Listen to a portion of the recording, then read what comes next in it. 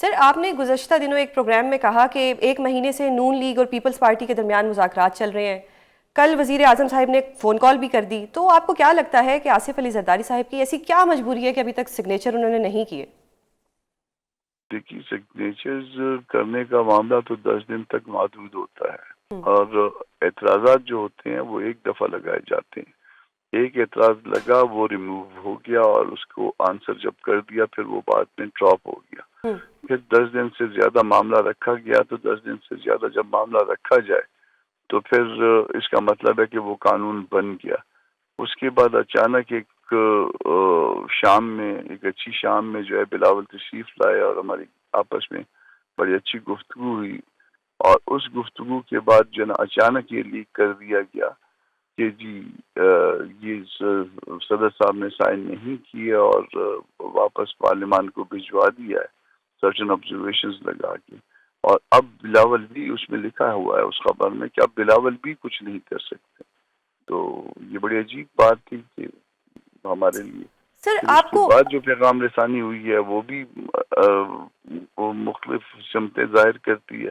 ابھی 2 منٹ پہلے میں نے چودھری صالح صاحب کا جو ہے نا ایک وہ دیکھا ہے، وہ کچھ اور کہہ رہے ہیں. تو یہ گورنمنٹ کے اندر جو ہے نا وہ میرا خیال ہم آہنگی نہیں ہے. کوئی کسی کی نمائندگی کرتا ہے، کوئی کسی اور کی نمائندگی کرتا ہے. یہ پتہ نہیں کیا معاملات ہے. تو سر، کیونکہ آپ نے کہا کہ ہمارے ساتھ دھوکہ ہوا ہے، تو اس کا مطلب ہے کہ آپ ابھی بھی اس بات پہ قائم ہے کہ آپ کے ساتھ دھوکہ ہو گیا ہے؟ دھوکہ تو چلیں، آپ اس کو دھوکہ نہ کہیے. آپ کہیں کہ آپ کے ساتھ ایک وعدہ ہوا، آپ اس کو، اور جنہوں نے وعدہ کیا انہوں نے تو ووٹ دے دیا، مگر جب سائن کی باری آئی تو سائن نہیں ہوا. تو آپ اس کو کیا کہیں گے؟ دھوکہ نہیں تو کچھ اور بتائیے، کوئی اور اچھے سے الفاظ ہیں. ہم کہیں گے چلیں وعدہ افا نہیں ہوا، یہ کہہ لیتے ہیں. تو سر، یہ دھوکے بار بار جے یو آئی کے ساتھ ہو رہے ہیں. پہلے پی ٹی آئی نے 26ویں آئینی ترمیم پر دھوکہ دیا، ابھی نون لیگ نے اور پیپلز پارٹی نے بھی دھوکہ دے دیا. تو کیوں جے یو آئی کو اس طرح سمجھا جا رہا ہے کہ اس جماعت کو بار بار دھوکہ دے دیں؟ نہیں، ہم نے کب کہا کہ پی ٹی آئی نے دھوکہ دیا؟ پی ٹی آئی کو ہم نے اعتماد میں دیا. پی ٹی آئی کو ہم نے خود کہا کہ آپ ووٹ نہ دیں، آپ بھلے، ہم ووٹ دینے جا رہے ہیں ہمارا، مگر ایک ایک شخص پہ ہم نے اعتماد میں لیا.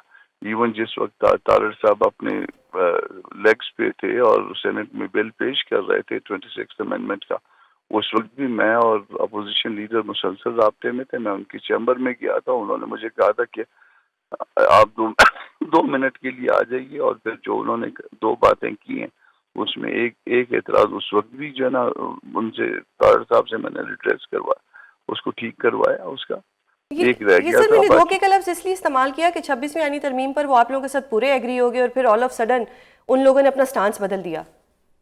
نہیں، وہ ان کی مرضی ہے کہ انہوں نے سٹانس بدلا، مگر ان کو جب وہ گئے تھے اپنا بانی پی ٹی آئی کے پاس، تو اس کے بعد جو ہے نا وہ پھر ان کی اپنی کوئی مسائل تھے. تو پھر مولانا نے ان کو کہا تھا کہ آپ بھلے ووٹ نہ دیں، آپ ووٹ نہیں دینا چاہتے ہیں، ہم آپ کو مشکل میں نہیں ڈالتے، مگر ہم نے اپنی اخلاقی ذمہ داری پوری کی ہے. گو کہ اپوزیشن کی بڑی پارٹی وہ تھے، اپوزیشن لیڈر وہ ہیں، یہ سارا کچھ کام جو ہے باقی اپوزیشن کو لے کے چلنے کا کام جو شاید ان کا تھا، مگر مولانا ساتھ لے کے ان کو چلے اور آخر تک چلیں، آخری لمحے تک ہم چلیں. سر، قومی حکومت کی بار بار باتیں ہو رہی ہیں، اس پر آپ کیا کہیں گے کہ یہ فارمولہ وقت کی ضرورت ہے؟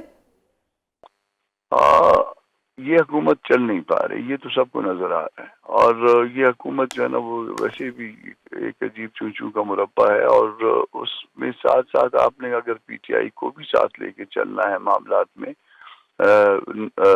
جے یو آئی کے بھی گریوینسز ہیں، تو پھر سارا جو ہے نا کوئی ایسا جو ہے نا سسٹم بنایا جائے جس میں اگلے الیکشن کی تاریخ کا تعین ہو، اور اس وقت تک قومی حکومت کی طور پہ معاملات کو چلایا جائے. تو یہ کوئی برا آئیڈیا نہیں ہوگا، سر، میری ذاتی یہ جو رائے میں. سسٹم ہوگا یہ آئین قانون جو پاکستان کا ہے اس کے مطابق ہوگا؟ قومی حکومت کا کانسیپٹ نہیں ہے، مگر حکومت کا کانسیپٹ ہے. اس کو یہ اسمبلی ووٹ کرے اور اس کو پھر اس کو کنٹینیو کرے. اور درمیان میں یہ جو کیئر ٹیکر والی پاک ہے، یہ کانسٹیٹیوشن میں اس کو نکالنا ہوگا. کیئر ٹیکر پرفارم کرنے میں ہمیشہ ناکام رہے ہیں، اور کیئر ٹیکر جو ہے نا وجہ ڈسپیوٹ ہے، کیونکہ وہ کہیں اور سے انسٹرکشنز لیتے ہیں اور کہیں کسی اور کے نمائندے ہوتے ہیں.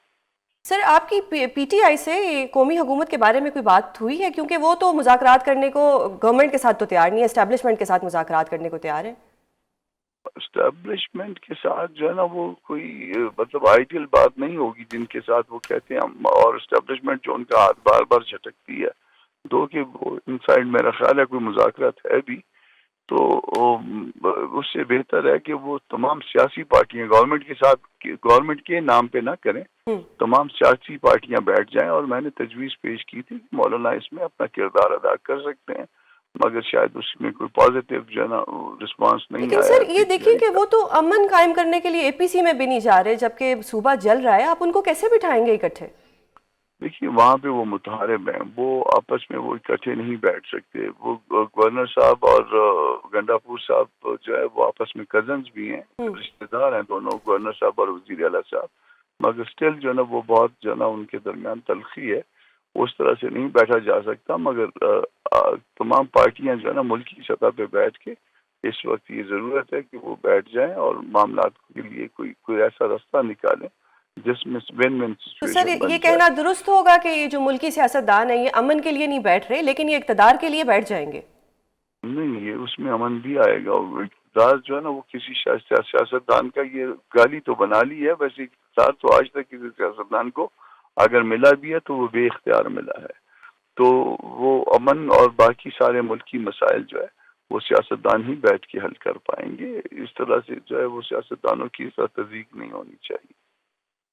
سر آپ لوگوں کی طرف سے یہ کہا جاتا ہے کہ موجودہ حکومت جو ہے یہ غیر مقبول ہے، آپ کیا سمجھتے ہیں کہ کیا تبدیلیاں لے کے آئیں کہ یہ حکومت جو ہے اس کی مقبولیت میں تھوڑا اضافہ ہو جائے؟